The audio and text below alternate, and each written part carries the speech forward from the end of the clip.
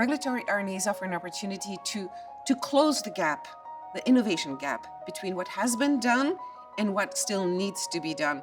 Because now it opens up a whole new chapter of the textbook of genetic diseases that we have never been able to do anything about. Specifically, those patients or those diseases where half of your gene is working. The one you inherited from one parent is not working so well. The one you inherited from your other parent is working fine.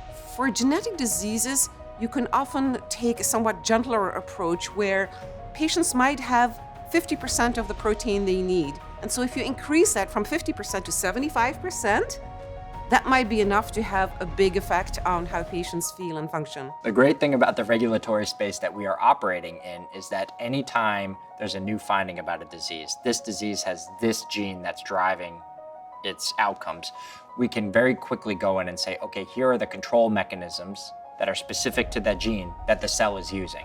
Therefore, we can design a drug around those control mechanisms and make it very safe and efficacious for those patients.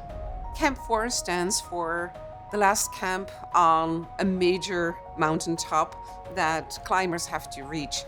And we think of that in terms of what we do as drug developers. It's a long process, it's hard, but for patients, it might be such a victory just to go through the daily activities of life, knowing where they might have come from.